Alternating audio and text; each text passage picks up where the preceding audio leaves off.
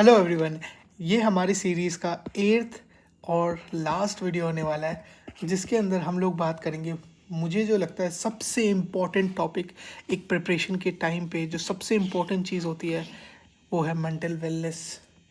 इससे इम्पोर्टेंट कुछ नहीं है। आप पढ़ने में बहुत अच्छे हो बट आप साइकोलॉजिकली प्रॉब्लम्ड हो, आपको बहुत दिक्कत हो रही है, आप डिप्रेशन में चले गए, आपसे सॉल्व नहीं हो पा रहा, आपको दुख है, तब आप इस एग्ज़ाम को क्रैक ही नहीं कर सकते।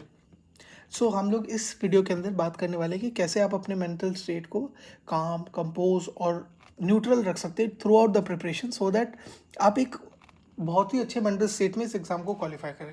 सबसे पहली बात, बी हैप्पी। मेरे एक सर कहते थे, कुछ भी करना है ना, जो काम खुश होकर करोगे वही होगा।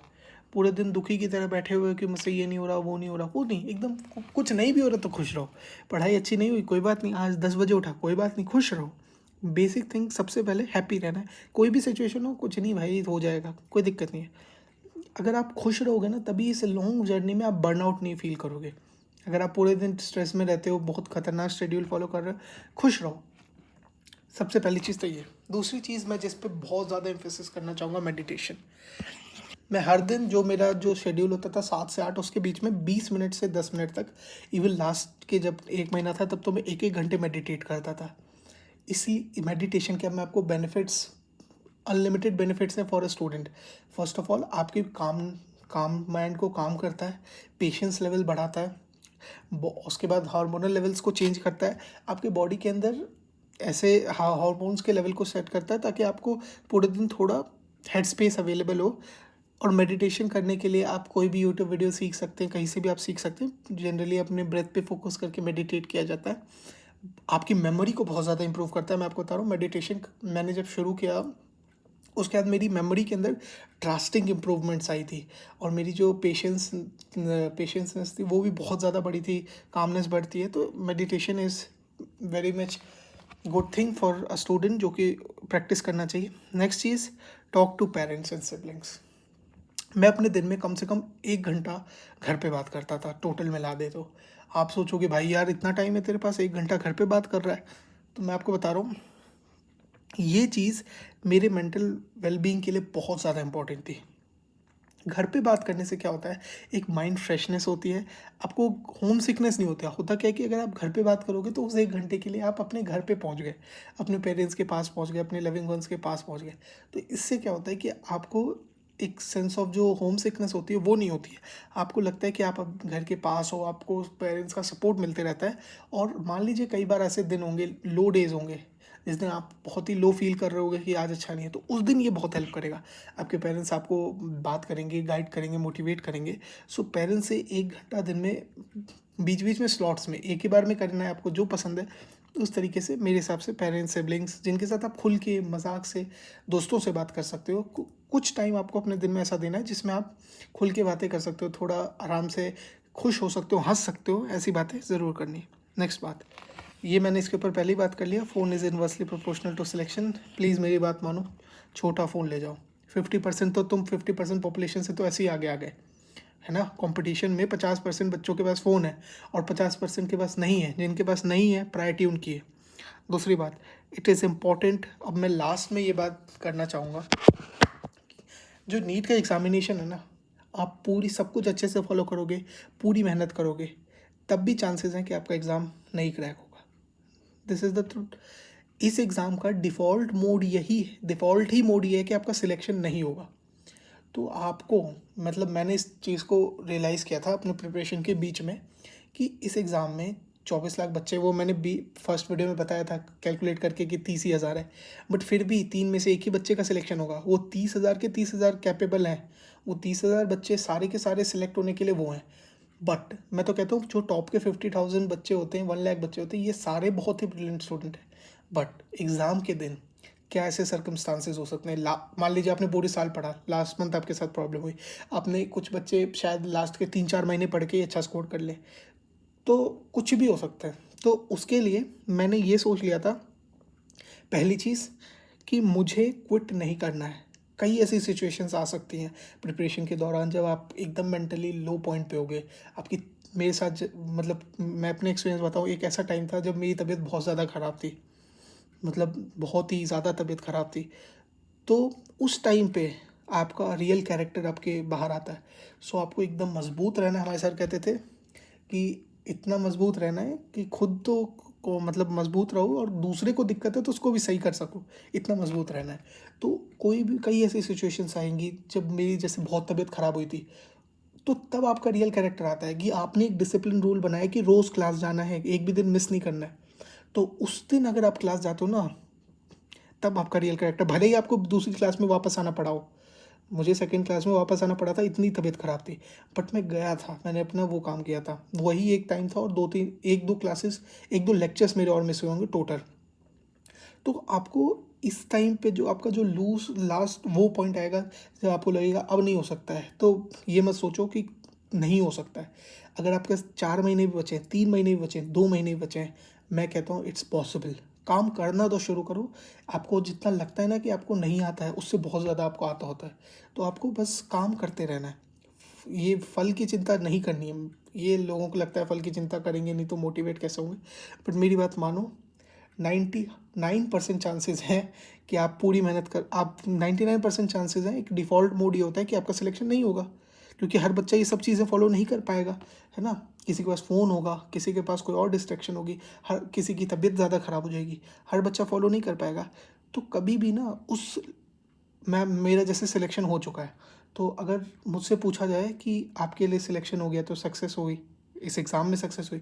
सो सक्सेस को मैं इस तरीके से डिफ़ाइन करूँगा कि success is not the end point but the root.